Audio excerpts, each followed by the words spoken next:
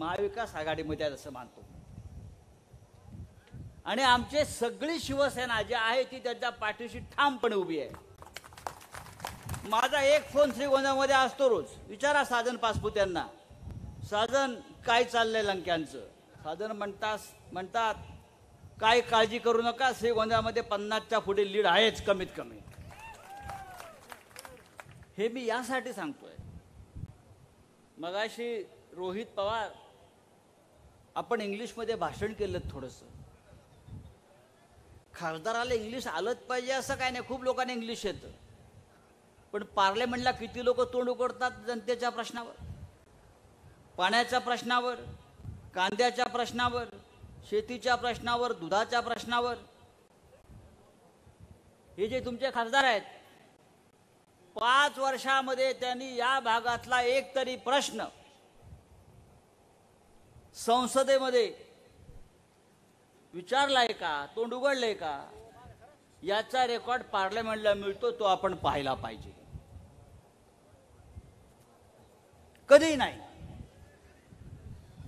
त्यांचं आयुष्य ऐशारामीत गेलेलं आहे. आम्ही तिकडे पाहतो ना त्यांना. पण आता चालणार नाही. या देशामध्ये, या महाराष्ट्रामध्ये एक परिवर्तनाची लाट मला आलेली दिसते आहे. आणि त्या लाटेचे तडाखे या जिल्ह्यामध्ये सुद्धा बसत आहेत. निलेश लंके हा आपल्यातला माणूस आहे. आणि जर आपले प्रश्न मांडायचे असतील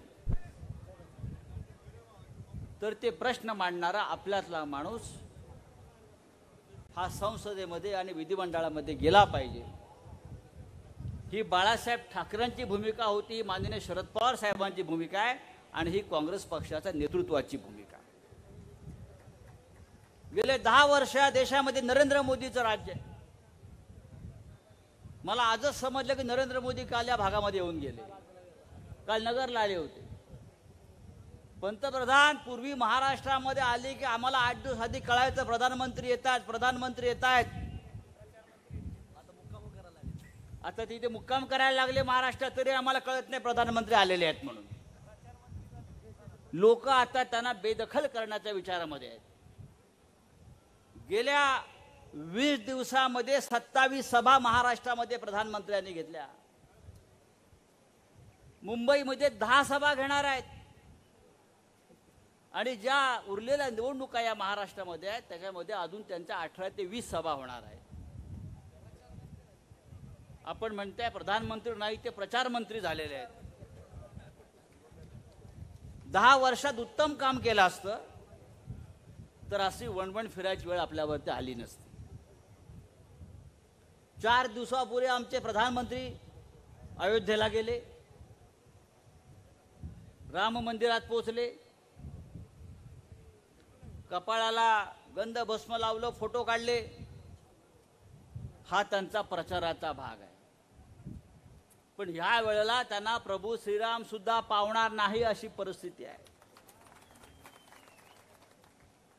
राम, कृष्ण आणि या भूमीवरचे किंवा सर्व 33 कोटी देवांनीच ठरवलाय नरेंद्र मोदीचा पराभव करायचा. ज्या पद्धतीने रावणाचा आणि कंसाचा पराभव झाला, रावण आणि कंस सुद्धा हिंदूच होते. रावण, कंस हे सुद्धा प्रखर हिंदुत्ववादी होते. पण त्यांचाही पराभव झालाय, लक्षात घ्या. कारण ह्यांचं जे काम आहे गेल्या 10 वर्षातलं, हे देशाला खड्ड्यात घालणारं, जनतेला खड्ड्यात घालणारं. रोज खोटं बोलतायत. खोटं बोलण्याची स्पर्धा जगात लावली ऑलिम्पिकला, तर नरेंद्र मोदीला गोल्ड मेडल मिळालं पाहिजे.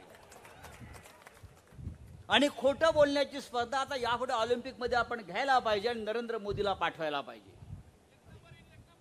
ऑलिम्पिक गोल्ड मेडल आपल्याला कधी मिळत नाही. या सबसे तेज झूठ बोलने वाला प्रधानमंत्री.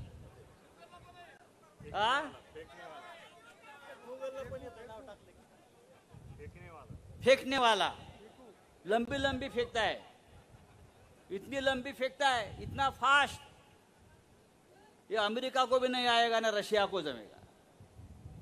या देशामध्ये हुकुमशाही पद्धतीनं राज्य करण्याची त्यांची इच्छा आहे आणि हुकुमशाही सुरू झालेली आहे. आपण नेहमी सभेत सांगतो, पवार साहेब सुद्धा सांगतात, नरेंद्र मोदीला रशियाच्या पद्धतीनं, पुतीन ज्या पद्धतीनं राज्य करतोय त्या पद्धतीने त्या देशामध्ये राज्य करायचं आहे. लोकशाहीच्या नावाखाली हुकुमशाही आणायची आहे. विरोधकांना तुरुंगात डांबायचं आहे. खोटे गुन्हे दाखल करायचे आहेत. रशियात निवडणूक कशी होते माहिती आहे ना आपल्याला. पुतीन राष्ट्राचा प्रमुख आहे, राष्ट्राध्यक्ष म्हणून निवडून आला. रशियात निवडणूक होते, पण पुतीनच्या समोर कोणीही विरोधक उमेदवार नसतो. एकटा पुतीन. लोकांनी जायचं आणि पुतीनला मत द्यायचं. नरेंद्र मोदीला या देशामध्ये अशा पद्धतीची निवडणूक भविष्यात करायची आहे. एकटा मोदी उभा राहणार आणि आपण सगळ्यांनी जाऊन नरेंद्र मोदीला मतदान करायचं आहे. अशा प्रकारची लोकशाही आणि हुकुमशाही या देशात मोदीला आणायची आहे आणि या हुकुमशाही विरुद्ध या देशामध्ये लढाई चालू आहे. मला आठवत आहे, आम्ही अनेक वर्ष या देशामध्ये पाहतोय, काँग्रेसचं राज्य पाहतोय. आम्ही अटल बिहारी वाजपेयींचं राज्य पाहिलेलं आहे. आम्ही व्ही.पी. सिंगचं राज्य पाहिलेलं आहे. पण इतक्या क्रूर आणि निर्घृण पद्धतीनं कोणी राज्य केलेलं आम्ही पाहिलं नाही. हे राधाकृष्ण विखे पाटील तुमचे पालकमंत्री, आतापर्यंत त्यांनी किती पक्ष बदलले. ते शिवसेनेमध्ये सुद्धा होते, ते काँग्रेसमध्ये होते, हे चिरंजीव राष्ट्रवादीमध्ये जायच्या तयारीत मागच्या वेळेला होते. आता त्यांना आपल्याला घरी पाठवायचं आहे आणि कायमच्या घरी बसवायचं आहे. या देशामध्ये ज्या पद्धतीचा भ्रष्ट कारभार नरेंद्र मोदींनी सुरू केलेला आहे, तो पाहता हा देश भविष्यामध्ये भ्रष्टाचारी देश म्हणून जगात बदनाम होईल. निवडणूक आयोगाने काय केलं? नरेंद्र मोदीने काय केलं? शिवसेना, राष्ट्रवादी काँग्रेस सारखे दोन प्रमुख पक्ष महाराष्ट्रातले, ज्यांनी महाराष्ट्राच्या स्वाभिमानासाठी, अस्मितेसाठी हे पक्ष स्थापन झाले, ते पक्ष फक्त त्यांना महाराष्ट्र लुटायचा आहे, मुंबई आमच्यापासून तोडायची आहे म्हणून हे दोन पक्ष त्यांनी तोडले, फोडले. आश्चर्य बघा, शरद पवार या पक्षाचे अध्यक्ष आहेत, ते समोर बसलेले आहेत निवडणूक आयोगासमोर आणि तो निवडणूक आयोग निर्णय देतोय, शरद पवार साहेब हा पक्ष तुमचा नाही, हा पक्ष आणखीन कोणाचा आहे. ही हुकुमशाही. बाळासाहेब ठाकरेंनी शिवसेना स्थापन केली मराठी माणसासाठी, शेतकऱ्यांसाठी. ती शिवसेना उद्धव ठाकरे यांच्या हातात दिलं नेतृत्व करायला आणि निवडणूक आयोग सांगतोय मोदीचा, ही शिवसेना उद्धव ठाकरेंची नाही, कोणी एकनाथ शिंदे आहे, त्याची शिवसेना आहे. अशा प्रकारची हुकुमशाही या देशात जर चालू राहणार असेल तर भविष्य या देशातलं अत्यंत अंधकारमय होताना मला दिसत आहे. आणि म्हणून आपण सगळ्यांनी निर्धार केला पाहिजे की ह्या वेळेला या महाराष्ट्रातला प्रत्येक खासदार हा महाविकास आघाडीचा, मग तो शिवसेनेचा असेल, राष्ट्रवादी काँग्रेसचा असेल आणि काँग्रेस पक्षाचा असेल, तो महाविकास आघाडीचा म्हणून आपण निवडून दिला पाहिजे. आणि मला खात्री आहे या देशातलं संविधान डॉक्टर बाबासाहेब आंबेडकर हे महाराष्ट्राचे सुपुत्र. एका गरीब कुटुंबात डॉक्टर आंबेडकर जन्माला आले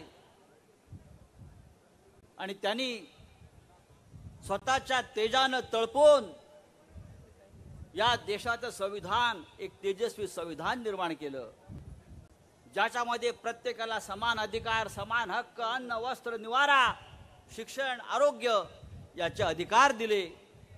नरेंद्र मोदी आणि त्यांच्या लोकांना डॉक्टर आंबेडकरांनी निर्माण केलेले संविधान नष्ट करायचं आहे आणि 2024च्या नंतर मला 400 खासदार द्या, मी संविधान बदलतो, मी घटना बदलतो, मी कायदा बदलतो, अशा प्रकारची भूमिका या देशामध्ये घेतलेली आहे.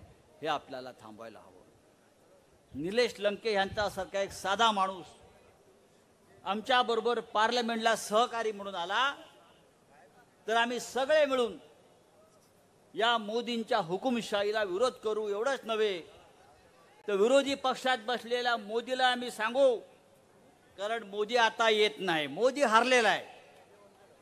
या देशामध्ये 2024 नंतर इंडिया आघाडीचं सरकार येत आहे. नरेंद्र मोदी हा विरोधी पक्षात बसलेला आम्हाला दिसेल आणि मोठ्या बहुमतानं आम्ही सगळे जिंकून येतो आहोत. सरकार इंडिया आघाडीचं येत आहे, कोणाला शंका असण्याचं कारण नाही. महाराष्ट्रामध्ये महाविकास आघाडी आणि देशामध्ये इंडिया आघाडी असं सरकार 100% येत आहे आणि त्या प्रवाहामध्ये निलेश लंके हे सुद्धा प्रचंड बहुमतानं आपण दिल्लीला निवडून पाठवाल याची मला खात्री आहे. फार वेळ झालेला आहे, अजून पवार साहेब, थोरात साहेब बोलणार आहेत. मी फार आता लांबवत नाही, तूर्त आपली रजा घेतो. जय हिंद, जय महाराष्ट्र.